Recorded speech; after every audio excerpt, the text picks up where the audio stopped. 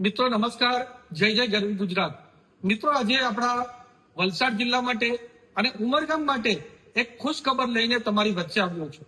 જે ઉમરગામમાં રહેતા લોકો અને ઉમરગામમાં જે અપડાઉન કરતા લોકો વર્ષોથી જેની માંગણી કરી રહ્યા છે કે ઉમરગામ રેલવે સ્ટેશન ખાતે ફ્લાઇંગ રાણીનું સ્ટોપેજ મળવું જોઈએ, એના માટે ખાસ કરીને જ્યારે હું સાંસદનો ઉમેદવાર બન્યો અને હાલ સંપન્ન આપણી નગરપાલિકાની ચૂંટણી હતી ત્યારે પણ અમે વચન આપ્યું હતું કે આપણે ઉમરગામ રેલવે સ્ટેશન ખાતે આપણે ફ્લાઇંગ રાણીનું સ્ટોપેજ અપાવશું। અને એના માટે ખાસ કરીને દેશના આપણા પાર્લામેન્ટની અંદર દેશના રેલવે મંત્રી અશ્વિની વૈષ્ણવજીને મળીને લેખિતમાં અનેકવાર રજૂઆત કરીને એમને અમે સમજાવ્યું કે ઉમરગામ આજે એક ઔદ્યોગિક કેન્દ્ર બનીને ઉભરી આવ્યું છે, જ્યાં લાખો લોકો રોજગારી મેળવે છે અને અપડાઉન પણ કરે છે।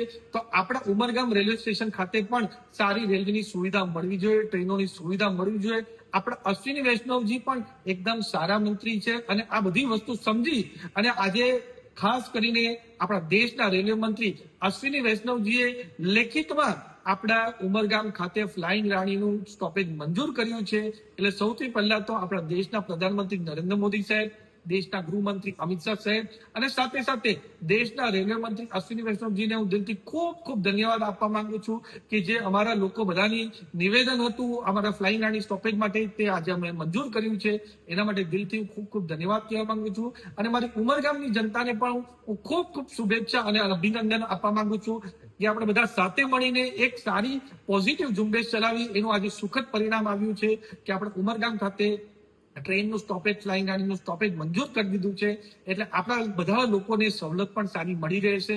એની સાથે સાથે આજે દેશના પ્રધાનમંત્રી નરેન્દ્ર મોદી સાહેબ ગુજરાતની પાવન ધરતી પર આવી રહ્યા છે અને ખાસ કરીને આપણા વલસાડ ખાતે સરીગામની સીઈટીપી હોય કે બીજા બધા પ્રોજેક્ટોનું લોકાર્પણ કરવાના છે। એની સાથે સાથે ડાંગ જિલ્લા પંચાયતનું પણ લોકાર્પણ કરવાના છે।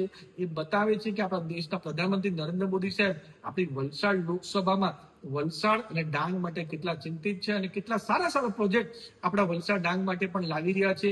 તો આપણા દેશના પ્રધાનમંત્રી નરેન્દ્ર મોદી સાહેબને દિલથી ખૂબ ખૂબ ધન્યવાદ કહેવા માંગુ છું। અને આવનારા દિવસમાં જે રીતે નરેન્દ્ર મોદી સાહેબ વિકસિત ભારતનો સંકલ્પ લઈને ચાલી રહ્યા છે એ જ રીતે આપણે બધા સાથે મળીને વિકસિત વલસાડ ડાંગ લોકસભા પણ બનાવશું। ખૂબ ખૂબ ધન્યવાદ।